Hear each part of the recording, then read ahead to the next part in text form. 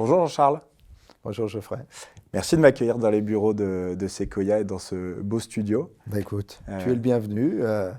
On est heureux de se retrouver enfin, après une période d'échange autour de ce beau sujet qu'est la communication interne. En effet, ça fait quelques mois qu'on travaille ensemble Absolument. et qu'on allie nos forces pour travailler sur ce sujet qui est un sujet majeur aujourd'hui, qui est parfois controversé. Donc là, l'idée de cette série d'épisodes et de notre discussion, c'est d'en parler. Et du Absolument. coup, la première question que j'ai envie de te poser, c'est toi qui travailles sur ce sujet depuis des années, quel regard portes-tu aujourd'hui sur la communication interne? Bah, écoute, au sein de Sequoia, c'est vrai que c'est un sujet qu'on aime bien, qu'on a traité par le passé, qu'on continue bien évidemment d'aborder. On se rend compte, enfin, on observe une sorte de regain d'intérêt pour la communication interne. Euh, c'est d'autant plus vrai ces derniers mois. Et je pense qu'il y a deux phénomènes qui peuvent expliquer cela. Et il y a le premier, c'est l'entreprise, et c'est une lapalissade que je vais partager, se retrouve face à des défis économiques, environnementaux, sociétaux, et puis elle a bien conscience que si elle n'engage pas ses collaborateurs, s'ils ne sont pas partie prenante dans cette transformation, forcément, ça sera beaucoup plus compliqué.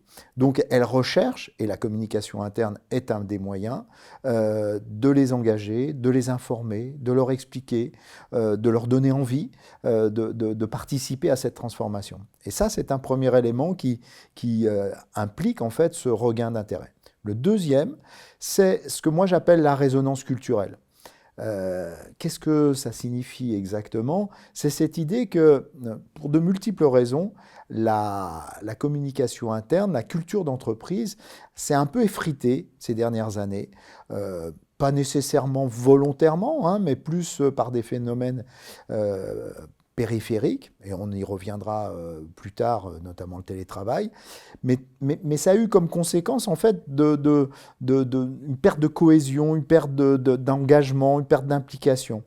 Et là, encore une fois, les entreprises ont pris conscience de cette difficulté qui était liée à cette résonance culturelle et sont à la recherche, au travers de la communication interne, de leviers pour essayer de restimuler ce sentiment d'appartenance, cette fierté et en tous les cas de mieux partager la culture d'entreprise. Voilà.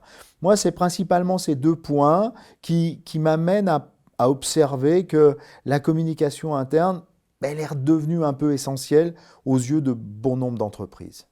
Et est-ce que tu crois que cette communication interne, donc, qui est devenue un vrai sujet pour les entreprises, qui est redevenu un sujet pour les entreprises, elle est aussi amenée par une nouvelle génération qui arrive sur le marché du travail et qui a d'autres habitudes peut-être de consommation de l'information? Bon, c'est une évidence, c'est-à-dire qu'effectivement, les nouveaux publics, en fait, les nouvelles audiences de l'entreprise, forcément challenge les pratiques en matière de communication interne.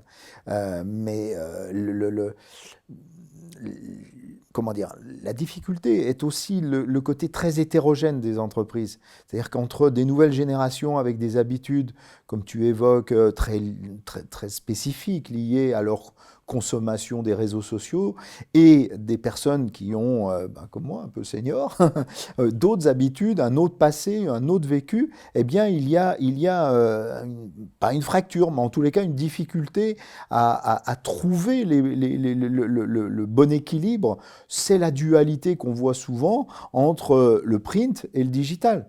Est-ce qu'il faut en faire une dualité? J'ai presque envie de te dire que c'est à toi qui as des éléments de réponse, puisque si on s'est retrouvé, c'est parce que également Wobby est un acteur dans les plateformes digitales sur ce sujet de la communication interne, et que tu as dû observer aussi de ton côté ce besoin finalement des nouvelles générations ou de l'entreprise d'adopter de nouvelles solutions. Oui, et ce qui est assez particulier, c'est que ça nous a été demandé par les entreprises. Nous, on n'a pas créé Wobby à la base comme un outil de communication interne.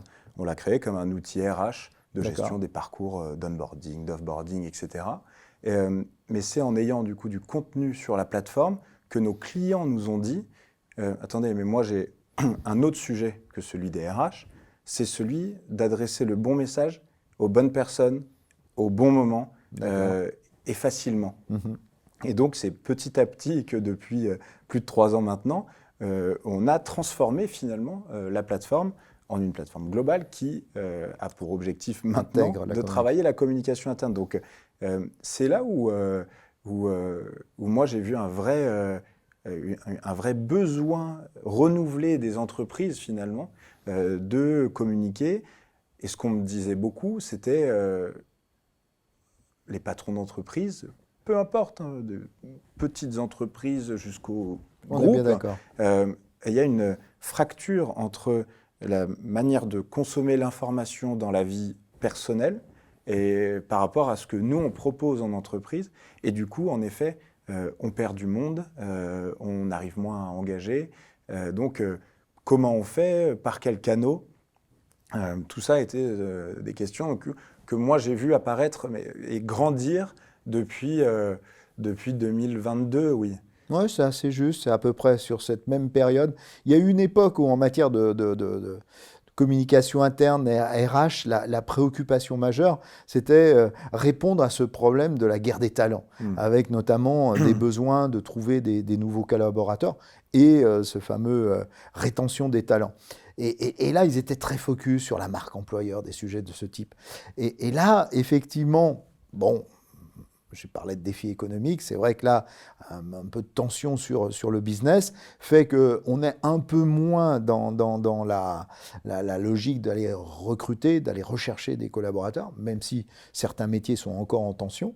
Mais par contre, on voit, et c'est tout l'objet de notre échange, la notion de regain d'intérêt pour la com interne, parce que derrière la com interne, il y a la notion d'implication des collaborateurs dans une perspective de performance, de productivité et de rétention des talents pour qu'ils se sentent particulièrement à l'aise dans l'entreprise, envie de s'engager, de s'impliquer et quelque part faire grandir l'entreprise, puisque c'est au travers des hommes que tout ça peut avancer. C'est l'objectif. Et c'est vrai, juste pour rebondir là-dessus, que Marie, sans la citer, mais qui est une DRH d'une boîte à côté de Brest, de 200 personnes à peu près, m'a dit ça fait des années qu'on met énormément d'efforts de ressources humaines et financières dans la marque employeur externe et qu'on a complètement oublié ce qu'elle a appelé la marque employeur interne, ce qui est finalement la communication interne. Et aujourd'hui, il y a un vrai besoin de rééquilibrer les choses et donc de travailler cette communication interne parce que maintenant qu'on a réussi à attirer du monde et où, en effet, vu la situation économique du moment, il y a peut-être un marché de l'emploi ou de l'attractivité qui est moins sous tension. Alors maintenant, toute la question est de garder ces talents et donc du coup, comment les impliquer, comment les inclure dans le groupe, comment créer un sentiment d'appartenance. Il y a quelques freins à ça. Ça va être l'objet de la deuxième, question. Je voulais rajouter un point parce que tu as évoqué la taille d'entreprise. Oui. Et ça me paraît être un élément important parce que finalement, on a l'impression que la communication interne, elle est réservée aux grandes entreprises. C'est vrai. Or, en fait, non, les préoccupations sont exactement les mêmes. C'est-à-dire que le DRH d'une ETI, d'une PME, il rencontre les mêmes, les mêmes enjeux, finalement, au travers de la communication interne. Sauf qu'il n'a pas toujours les mêmes moyens. C'est ce que j'allais dire. Et en fait, tout le challenge, c'est... et c'est notre challenge, et c'est pour ça aussi qu'on essaye de travailler de façon très complémentaire ensemble, c'est d'aller trouver des solutions qui fonctionnent aussi bien dans les grandes entreprises que dans les PME et les ETI, qui ont besoin vraiment de renouer, de redonner en fait de la cohésion au sein de leur entreprise. 100% d'accord avec toi, surtout qu'elles ont des belles histoires à raconter. Tout à fait. Et c'est un vrai sujet du moment.